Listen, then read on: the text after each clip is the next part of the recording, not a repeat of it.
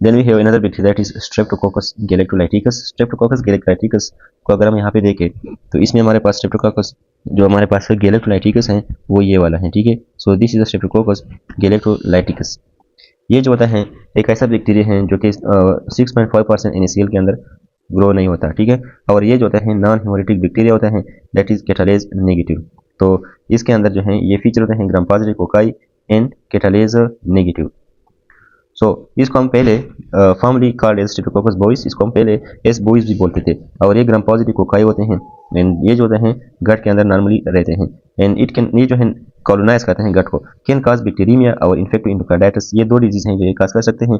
और ऐसे पेशेंट जिनको स्ट्रेप्टोकोकस गैलेक्टोलाइटिकस का इन्फेक्शन हुआ है और वो फिर इन्फेक्टिव एंडोकार्डाइटिस काज करे तो उनमें कोलोन कैंसर के चांसेस भी ज्यादा होते हैं। सो पेशेंट्स विद एस गैलेक्टोलाइटिकस एंडोकार्डाइटिस, यानी एक पेशेंट है उनको स्ट्रेप्टोकोकस गैलेक्टोलाइटिकस की वजह से इन्फेक्टिव एंडोकार्डाइटिस हो गया, उनके अंदर क्या होते हैं चांसेस ऑफ कोलोन कैंसर ज्यादा होते हैं।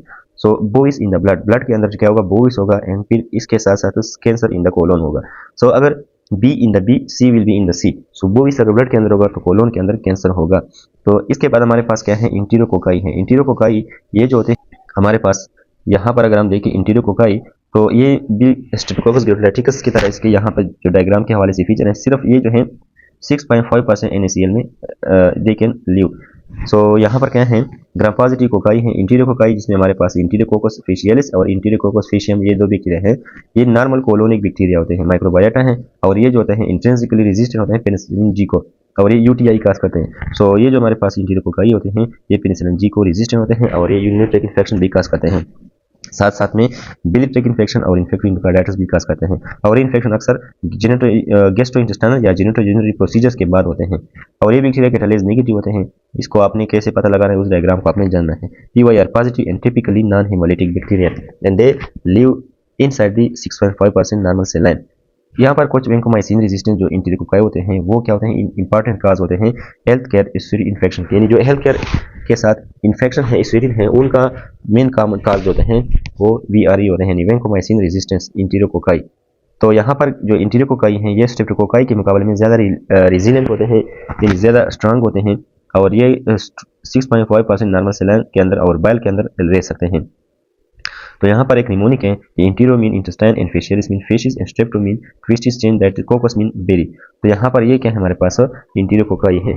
Then we have bacillus anthracis. Bacillus anthracis जो होते हैं ये gram positive spore forming bacteria होते हैं, यानी इनमें अब ये जो है स्पोर फार्मिंग बैक्टीरिया हैं, ग्राम पॉजिटिव होते हैं और ये स्पोर बनाते हैं, ये राड्स होते हैं। तो बेसिलस जितने भी बैक्टीरिया होते हैं वो राड्स होते हैं। ये एक टॉक्सिन प्रोड्यूस करता है दैट इज एंथ्राक्स टॉक्सिन और ये जो है हमारे पास एक्सोटॉक्सिन होता है। ये जो एंथ्राक्स टॉक्सिन होते हैं ये एक्सोटॉक्सिन होते हैं और इसके अंदर जो है पोली प्रोटेक्टिव एंटीजन होता है। इसके अलावा ये लीथल फैक्टर प्रोड्यूस करते हैं, ठीक है, और ये हमारे पास एडिमा फैक्टर प्रोड्यूस करते हैं। तो जो लीथल फैक्टर होते हैं ये इनहिबिट करता है MEP काइनेज को, जिसकी वजह से मैक्रोफेज की एपोप्टोसिस होती है। एडिमा फैक्टर क्या करता है एक्ट एज एडिनालाइल साइक्लेजर और ये इंक्रीज करता है intracellular cyclic AMP and upsetting homeostasis and इसकी वजह से फिर एडिमा और निक्रोसिस होते हैं। ये जो बैक्टीरिया होता है it has a polypeptide capsule, यानी इसके अंदर जो कैप्सूल होता है वो पॉलीपेप्टाइड से बना होता है that is poly D glutamate. ये अगर कॉलोनीज बनाए तो ये हमें हेलो हाफ प्रोजेक्शन शो करेगा जिसको हम मेडूसी हेड हिपियरेंस बोलते हैं, that is called as Medusa head appearance. यानी जब ये बैक्टीरिया कॉलोनीज बनाते हैं तो ये मेडूसा हेड हिपियरेंस बनाते हैं। देन वी हैव ये जो बैक्टीरिया होते हैं बेसिलस इंथ्रेसिस ये क्यूटिनियस इंथ्रैक्स काज करते हैं और पल्मोनरी इंथ्रैक्सिन, ये दो डिजीज हैं जो ये काज करते हैं। क्यूटिनियस इंथ्रैक्स में क्या होता है इसमें पेनलेस पीपीओल होते हैं। पीपीओल आर रेज्ड लीजन, यानी स्किन से ऊपर की तरफ होते हैं जो कि लेस देन 1 सेंटीमीटर होते हैं। So papule are raised lesion less than 1 centimetre और इन पीपीओल के इर्द गिर्द क्या होता है वेसिकल्स होते हैं which are fluid filled lesion and less than 1 centimetre. तो ये वेसिकल जो होते हैं ये fluid filled lesion with the size less than 1 centimetre. ये अल्सर विद ब्लैक स्कार बनाते हैं, ये अल्सर कहते हैं जिनमें ब्लैक स्कार होता है। जिस तरह ये जो है हमारे पास क्या है ब्लैक स्कार है which is area of necrosis, यहाँ पर निक्रोसिस हुआ है।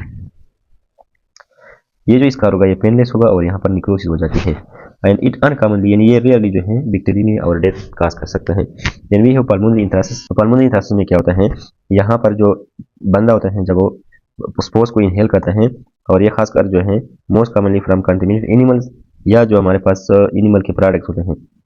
आल्सो पोटेंशियल बायोवेपन, फिर इस पेशेंट के अंदर फ्लू लाइक सिम्टम्स होंगे जिसके बाद फीवर होगा पल्मोनरी हेमोरेजिस होगी, मीडियास्टिनाइटिस होगा और वो फिर चेक सेक्स के ऊपर वाइड मीडियास्टिन शो करेगा और शॉक होगा।